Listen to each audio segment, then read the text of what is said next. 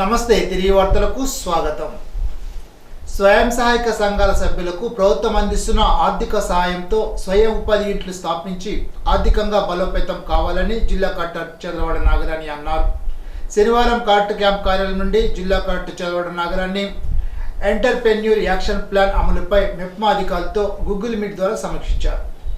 ఈ సందర్భంగా కలెక్టర్ మాట్లాడుతూ పట్టణ ప్రాంతాల్లో పేదరిక నిర్మూలన కోసం ప్రభుత్వం అనేక స్వయం ఉపాధి యూనిట్ల స్థాపనకు బ్యాంకుల ద్వారా ఆర్థిక సాయం అందిస్తుందని, దీన్ని సద్వినియోగం చేసుకుని తమ నైపుణ్యానికి అనువైన యూనిట్లు స్థాపించి ఆర్థికంగా పురోగతి సాధించాలని అన్నారు. స్వయం సహాయక సంఘ సభ్యులకు కొత్తగా బ్యాంకు లింకేజ్ ద్వారా జీవనోపాధి యూనిట్లు ఏర్పాటు చేయాలని, అదేవిధంగా ఉన్న యూనిట్లను విస్తరించేందుకు తగు చర్యలు తీసుకోవాలని అన్నారు. ప్రభుత్వం నిర్దేశించిన లక్ష్యాలు సాధించేందుకు కృషి చేయాలని అన్నారు. రెపిడో బైక్స్, తృప్తి క్యాంటీన్లు, అమృత మిత్ర టూరిజం సర్వీసెస్ ఏర్పాటుకు కొత్తగా లబ్ధిదారులను గుర్తించాలని అన్నారు. ఎంటర్‌ప్రెన్యూర్ యాక్షన్ ప్లాన్ 100% అమలు చేసి లక్ష్య సాధనకు సంబంధిత అధికారులు ప్రత్యేక దృష్టి కేంద్రీకరించాలని అన్నారు.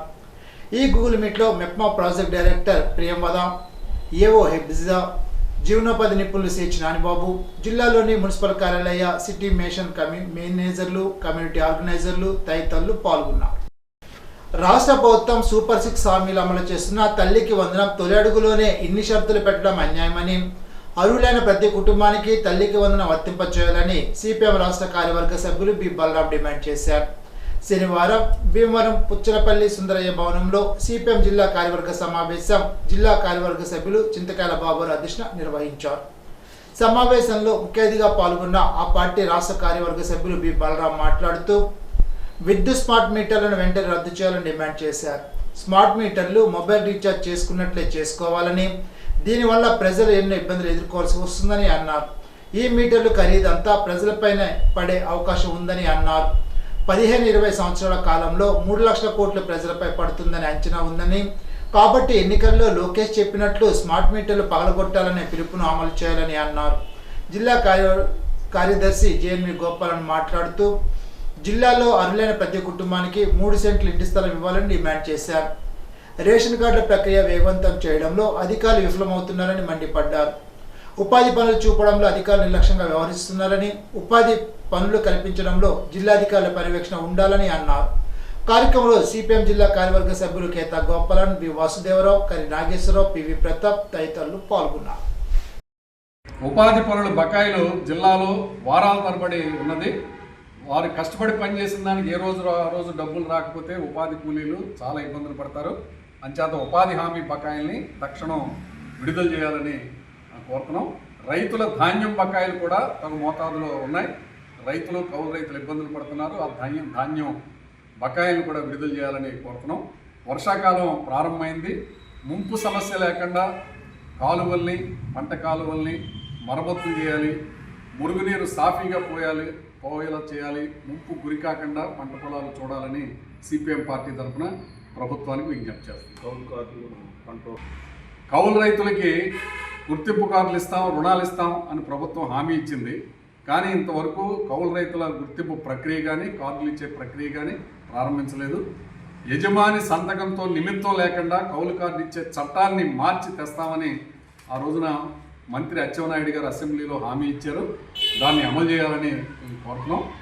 సంకట చతుర్థి సందర్భంగా అత్తిలి శివారి గంటవారి పుంతలో ఉన్న శ్రీ కొండలరాయుడు పాదాల మండపం వద్ద పెనుమంట్ర మండలం జిత్తిక శివాలయంలో అభిషేక పూజలు నిర్వహించినట్లు కొండలరాయుడు ఆలయ గురువు గొట్టుముక్కల సత్యనారాయణరాజు తెలిపారు.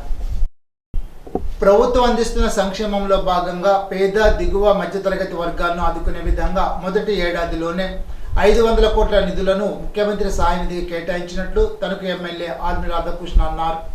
శనివారం తణుకులో ఏర్పాటు చేసిన కార్యక్రమంలో అత్తిలి, ఇరగవరం మండలాలకు చెందిన 33 మంది లబ్ధిదారులకు 12.67 లక్షలు అందించారు. ఈ సందర్భంగా ఎమ్మెల్యే రాధాకృష్ణ మాట్లాడుతూ ఎన్టీఆర్ వైద్య సేవ ద్వారా వైద్య సేవలు పొందలేక సొంత ఖర్చులతో వైద్యం చేయించుకున్న వారి కుటుంబాలకు ఆర్థికంగా చేయూత అందించాలనే ఉద్దేశంతో ముఖ్యమంత్రి సహాయ నిధి నుంచి చంద్రబాబు నాయుడు సాయం అందించి కూటమి ప్రభుత్వం ఆదుకుంటుందని అన్నారు.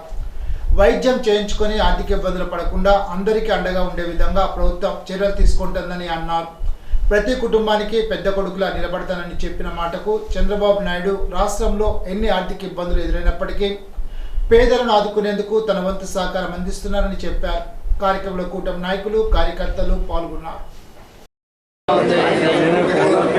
ఎన్టీఆర్ ఆరోగ్య సేవలో వైద్య సదుపాయాలు పొందలేనటువంటి క్రిటికల్ ఇల్నెస్కి సంబంధించి వైద్యాలు చేయించుకున్న వారికి ముఖ్యమంత్రి సహాయ నిధి నుంచి గౌరవ ముఖ్యమంత్రి చంద్రబాబు నాయుడు గారు నిధులు మంజూరు చేసి వారి కుటుంబాలందరికీ కూడా ఒక ఆర్థిక భరోసా కల్పించే విధంగా ఎవరూ కూడా వైద్యం చేయించుకుని ఆర్థిక ఇబ్బందుల్లో పడకుండా వారందరికీ అండగా ఉండే విధంగా ప్రభుత్వం ఇస్తున్నటువంటి సీఎం రిలీఫ్ ఫండ్ని సంబంధించి రీఎంబర్స్మెంట్ చెక్స్ని ఈరోజు అందించడం జరిగింది. దానిలో భాగంగా మన నియోజకవర్గంలో ఈరోజు 33 చెక్కులు 12,67,215 రూపాయలు 33 మంది లబ్ధిదారులకి అందించడం జరిగింది. వారందరూ కూడా ఆరోగ్యంగా ఉండాలని, వారి కుటుంబాలన్నీ కూడా ఆర్థిక భారాలు లేకుండా, ఎటువంటి ఇబ్బందులు లేకుండా ఉండాలని ఒక తలంపుతో గౌరవ ముఖ్యమంత్రి చంద్రబాబు నాయుడు గారు కూటమి ప్రభుత్వం ఏర్పడినప్పటి నుంచి కూడా పెద్ద ఎత్తున ఈ నిధుల్ని కేటాయిస్తూ ప్రత్యేకంగా పేద దిగువ మధ్యతరగతి కుటుంబాలకి అండగా నిలబడే విధంగా ఈరోజు ఏదైతే ప్రభుత్వం సంక్షేమాన్ని పెద్ద ఎత్తున అందిస్తుందో దానిలో భాగంగా ముఖ్యమంత్రి సహాయ నిధి నుంచి కూడా పెద్ద ఎత్తున నిధులు కేటాయిస్తూ ముఖ్యమంత్రి గారు ఇప్పటి వరకు దాదాపు 500 కోట్ల రూపాయలు నిధుల్ని మొదటి సంవత్సరంలోనే ముఖ్యమంత్రి సహాయ నిధి ద్వారా కేటాయించి అందరికీ కూడా అందించడం జరిగింది. అందరికీ అండగా నిలబడుతూ చంద్రబాబు నాయుడు గారు ఎప్పుడు ఏదైతే చెబుతారో ఒక పెద్ద కొడుకుగా ప్రతి కుటుంబానికి అండగా నిలబెడతానంటారు. అంతే పెద్ద హృదయంతో ఈరోజు పేదల పట్ల ఒక బాధ్యతతో ముఖ్యమంత్రి చంద్రబాబు నాయుడు గారు పెద్ద ఎత్తున ఎన్ని ఇబ్బందులు ఉన్నా ప్రభుత్వానికి ఈరోజు ప్రజలకు అండగా నిలబడనే ఆలోచనతో ముఖ్యమంత్రి సహాయ నుంచి ఈ నిధులు కేటాయించడం జరుగుతుంది. ఆ విధంగా మన నియోజకవర్గంలో కూడా అనేక మందికి మొదటి సంవత్సరమే దాదాపు 3.5 కోట్ల పైగా ఈరోజు ఈ నిధులు కేటాయించి వారందరికీ కూడా అండగా నిలబడటం జరిగిందని ఈ సందర్భంగా తెలియజేసుకుంటాం. పాలకొల్లుకు చెందిన మహమ్మద్ సయ్యద్ వలీకు ముఖ్యమంత్రి సహాయ నిధిగా 6.50 లక్షలను కూటమి నాయకులతో కలిసి మంత్రి రామానాయుడు అందజేశారు. ఈ సందర్భంగా మంత్రి రామానాయుడుకు వలీ కృతజ్ఞతలు తెలిపారు. మహమ్మద్ సయ్యద్ రహీం వలి అండి. నేను పాలకొల్లు వాస్తవ్యుడిని. నేను మల్టిపుల్ మైలోమా డిసీజ్ తోటి గత 5 నెలలుగా సఫర్ అవుతున్నాను. So Yashoda hospital, care hospital, ఇలా 2 హాస్పిటల్స్లో వైద్యం చేయించుకోవడం సుమారు 5 లక్షలు ఖర్చు అయింది. దాని తర్వాత స్టెప్లో ఏఓ అని అమెరికన్ ఆనకాలజీ ఇన్స్టిట్యూట్ శేర్లింగంపల్లి హైదరాబాద్ వాళ్ళు 20 లక్షల ఎస్టిమేషన్ ఇచ్చారు బోన్ మ్యారో ట్రాన్స్ప్లాంటేషన్. అది చేస్తే నాకు 90% క్యూర్ అయిపోయింది, ఇంకా 10% కూడా క్యూర్ అవుతుందన్నారు. సో నేను ఫకీర్ అన్న అండ్ జీవి గారు సహకారంతో మన మంత్రివర్యులు రామానాయుడు గారిని అప్రోచ్ అవ్వడం జరిగింది. సో అప్రోచ్ అయ్యి అర్జీ పెట్టుకున్నాను చీఫ్ మినిస్టర్ రిలీఫ్ ఫండ్ నుంచి నాకు అయ్యా నాకు సహాయం చేయమని చెప్పేసి. సో ఆయన అడగంగానే నా పరిస్థితిని అర్థం చేసుకుని చంద్రబాబు నాయుడు గారి దగ్గర నుంచి 6,50,000 రూపాయలు నాకు అందించడం జరిగింది. ఇది చాలా పెద్ద సహాయం. ఆయనకి, పార్టీకి, చంద్రబాబు నాయుడు గారికి నాకు ధన్యవాదాలు. అలా ఆయన రూపంలోనే నాకు వైద్య సహాయం చేశారని చెప్పి నేను భావిస్తున్నాను. రామానాయుడు గారు చిరకాలం ఆయురారోగ్యాలతో ఉండాలని భగవంతుడు అలాని ప్రార్థిస్తున్నాను. ఇప్పుడు తూర్పుగోదావరి జిల్లా వార్తలు. జిల్లా వ్యాప్తంగా యోగాంధ్ర మాస్ యోగా సాధన జూన్ 21న అంతర్జాతీయ యోగా దినోత్సవాన్ని పురస్కరించుకొని తూర్పుగోదావరి జిల్లాలో ట్రయల్ రన్ కార్యక్రమాన్ని నిర్వహించినట్లు జాయింట్ కలెక్టర్ హెచ్ రాముడు తెలిపారు.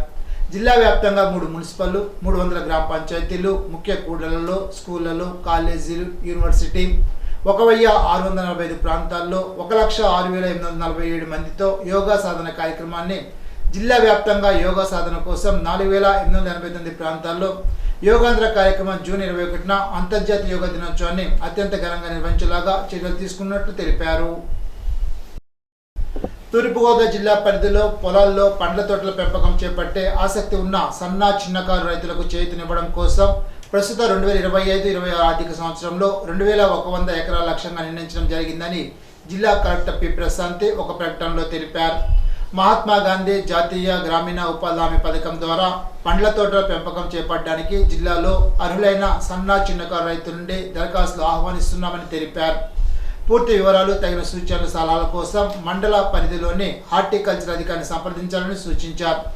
గత ఆర్థిక సంవత్సరంలో 2024-25లో 500 ఎకరాల లక్ష్యంగా నిర్ణయించగా లక్ష్యాలను మించి తూర్పుగోదావరి జిల్లాలో 643 ఎకరాల్లో పండ్ల తోటల పెంపకం చేపట్టడం జరిగిందని అన్నారు.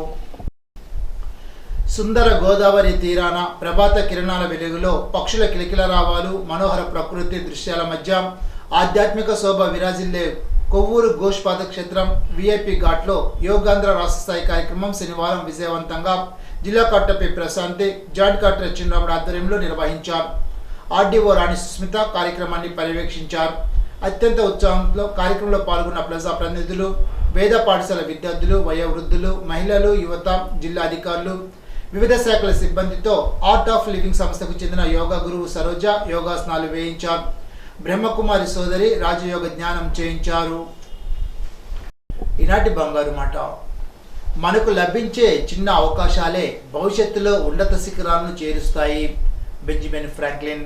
ఈ వార్తతో సమాప్తం. తిరిగి బిజినెస్లో కలుసుకుందాం. అంతవరకు సెలవు. నమస్కారం.